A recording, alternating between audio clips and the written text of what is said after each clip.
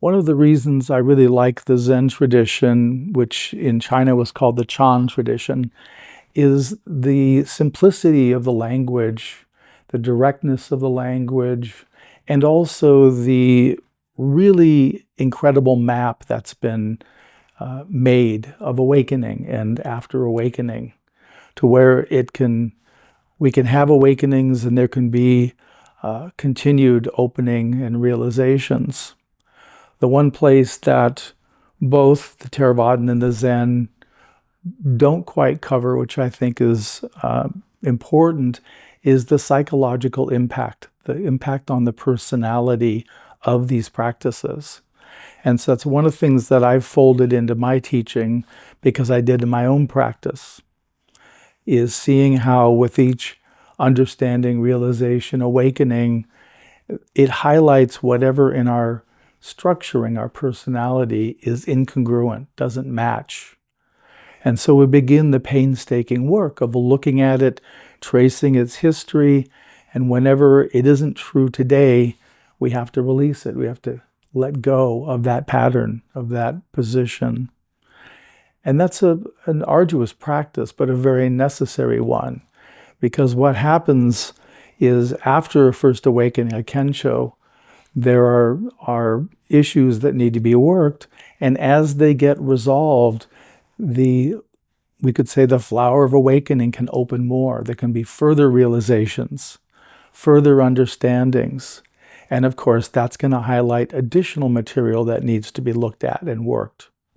And this is a never-ending process. So just to say, there's no finish line. I mean, that was one of the things that was a great relief to me, because then I can just be here. Whatever's here, I work with.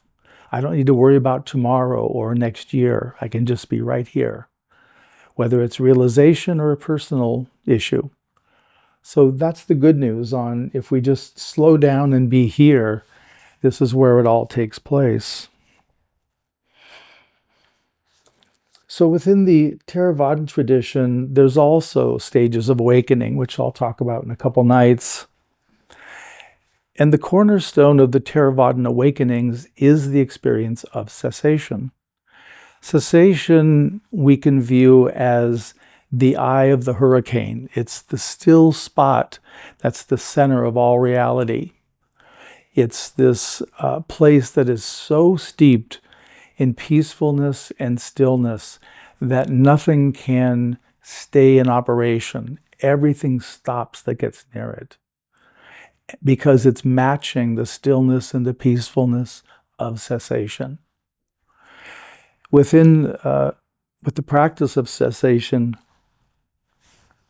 there are a couple of ways that cessation can be accessed or open to. It can certainly happen serendipitously, which does happen for a small number of people. It's obviously rare that's going to happen. The other is if one does the traditional Theravada and Samatha practices and the eight jhana practices. After one completes the eighth jhana, there's the potential from the access concentration, from the step down concentration of jhana, that one can avert to what I call the ninth jhana, which is the absolute realm. So one can enter into the absolute realm and potentially cessation. That's another way in. The traditional way in is one does the samatha and then does all the vipassana work. And at the end of the vipassana work, then the instruction is to take nibbana as your object. And nibbana and cessation are the same. So nirvana, nibbana, cessation, same thing. So it sounds kind of odd, taking nibbana as your object, but there is a way it's done. There's, I think, 3 approaches. I don't remember what they are right now, but there's techniques for it. And the way that Paul Sayadaw teaches Vipassana is very, very different than how it's taught here in the West. Like one of the last stages, one does past life recall. You're expected to do the last 5 lifetimes, and you have to meditatively go into the prior lifetime, you have to have the person's name, where they were born, where they lived, their family members' names, favorite foods, and some other things. I mean, you got to have a real bio of this person, which you present. And meditatively, you would go to the beginning of this life, and you'd find that moment of birth, and then you would sort of hopscotch over to the last breath of the prior lifetime, and that's how you'd begin to do this practice. So very different from what's taught here in the West. So that's the traditional ways into cessation. And again, it can happen in all these different ways. There's practices, and even what we're doing through the guided meditations, it's possible for cessation to arise. I've had students that have experienced cessation in the guided meditation, so it absolutely is a potential. I don't have any way of knowing if that's ever going to happen for anyone or not. You know, that's not really my function. My function is just to let the Absolute express itself through me. But it is a potential. That's what's important to know. And it is an important realization. I think it's different than an awakening, but equally as valuable. It really has a lot of importance. So I think if that's possible for people, I think it's really worthwhile. Within the Zen Awakening model I've written in Demystifying Awakening, there are three types of realization awakening. They're not really as neat and tidy as I presented in the book. They're a little more organic than that. But the first awakening is always called Kensho in Zen. Kensho means to see true nature or see one's true nature. So we're seeing the Absolute in our experience of ourselves. And that's the awakening. It can be, I've had students who had 1-minute Kenshos where it was just a flash, and other people it was months that they were in the process of awakening. So it can last quite a while. And there can be lots of Kenshos. One of the great Zen teachers of Japan was named Hakuin. He revolutionized the koan practice in Japan. And a lot of the koans we practice today came through his hands, his organization. And he acknowledged that he had had 17 major awakenings and countless minor awakenings. So a lot of awakenings. So, and that's true. Kensho can happen at any time and can be very brief or extended. And then I've identified the next level of awakening as Satori. And some Zen teachers use Kensho and Satori interchangeably. I use Satori to mean a sustained awakening. I mean, one that really lasts, is penetratingly deep. And really it's the effect. With the Kensho experience, we experience the vastness, the void, the Absolute. And then we do this toggling afterwards between times when we're in the Absolute, in the void, and times when we're in personality, we're in the normal me. And it just moves back and forth. And part of that moving back and forth highlights wherever there isn't harmony between these two. And that's an expected part of the process. But the foundation for that person is still the personality, even though there's an undercurrent of the Absolute. With the Satori, it's a deeper experience. And for me to confirm something as Satori, there has to be 51% of consciousness has to awaken, or more. And I say 51% because there's a tipping point when people have awakenings, and if they get to the tipping point, everything shifts. And the foundation for their sense of self is no longer the personality. It's now their true nature. And by true nature, I simply mean the qualities of the Absolute in your consciousness. All the qualities are already here, but that becomes the foundation. That's the base. And everything changes after that as well, because it's no longer, you no longer believe the personality. You may have it and you may function from it, but you know it's fundamentally not who you are. And that's a great, great relief in itself to have. And then the third level of realization, which would be after quite a number of other awakening experiences and a lot of personal work, is what's called Daigo Teitei in Japanese, which means full or final enlightenment. It isn't actually full or final enlightenment, as there is no final enlightenment.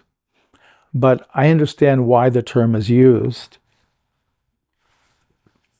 It's used because by then one has worked through so much personal material. They've gotten more and more refined as a person. Doesn't mean they don't make mistakes, doesn't mean they don't have issues coming up. That's not what I'm communicating. But the foundation of the person isn't even true nature. It becomes the absolute, is the foundation. And the sense of self drops forever. There's no sense of self at all anymore. That person can still function, still have intimate relationships, do all the things normal people do. So it's not like they're noticeably different. And it's a fairly rare realization. I only know maybe 4 or 5 people that have had that. In the last couple of years, a couple of people have had that experience that I've been able to confirm. So it's great to see that it's increasing. I think that gives a lot of hope for the movement. And these are all Westerners too. I'll just say that. So that's sort of an overview of the map of awakening and the relationship between Theravadan understanding of cessation and gradual purification of mind practices versus the sudden illumination, the sudden awakening in the Zen and Chan traditions. Let me just pause here. I've said an awful lot of material. I want to see what clarifying questions you might have. Yeah, so the question is there cessation in the Zen tradition? There isn't explicitly cessation, meaning a teacher wouldn't say to you, you need to have the experience of cessation. We're trying to get cessation today. But in talking with some of the Zen teachers I've gotten to know, it seems that a lot of them are familiar with cessation. And my suspicion, which is a hypothesis at this point, is that in the course of doing deep work, these people have all done finished formal koan study. And one of the things that I've seen is a lot of them know cessation. Some of them I've guided into cessation. And afterwards they'll say, yeah, that was familiar. I knew this and that and the other. So I think it is happening, but it's not part of the system. So it's not talked about and there's really no literature about it. Yeah, but I think it's embedded. I think it has to be embedded. Yeah, well, that's my belief. Yeah. So the question is that I write about in Demystifying Awakening about the Zen practices of shikantaza and also koan study. And I value both. I teach both. So sort of I guess your question is, does one need both or is one sufficient? I think the reality is there are 2 main schools of Zen, the Soto school and the Rinzai school. The Soto school is predominantly focused on shikantaza as the main vehicle, but they do have koan study. It's not really too explicit. It's more done privately with teachers. So this and Rinzai is predominantly koans, but it does have shikantaza also. Interestingly, shikantaza is generally taught in transmission after one finishes everything else. So after you do all koan study and every other work that you do, shikantaza becomes the practice. So it's an interesting positioning. I think that they both can be effective. When I was taught shikantaza as a teenager, we were taught the form of practice. I had more instruction on how to wear my robes than I had on what to do in meditation. There was just nothing on what happens internally, your posture, all these things. And of course, in those days, they had the kyosaku called the awakening stick. So if you fell asleep or your posture was out of alignment, they would they'd whack you on the meaty part of your shoulder to remind you. But I do think they're effective. A koan work is effective. I'm seeing in the West, though, it's not as attractive to a large number of people. It's a big undertaking. I found it really rewarding to do. And really, because there are koans that really help with awakening. Sort of the early, they call them Dharmakaya, which means basically the absolute.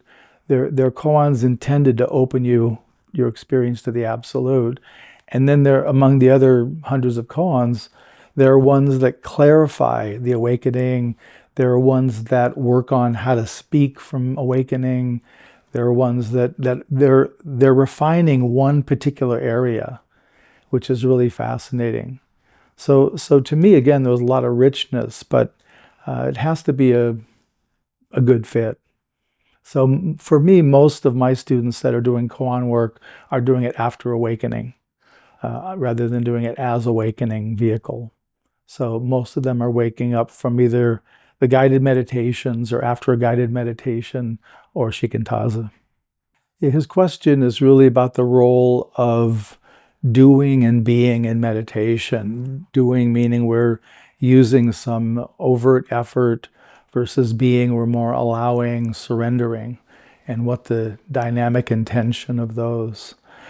Yeah, it's if you've ever gone on a walk with a 2-year-old down the sidewalk, they won't often hold your hand or walk with you. They've got to walk independently in front of you. And if you have one side, you have rose bushes with thorns, and the other side's a street. When they get a little too close, it's, okay, honey, back here, back to the center.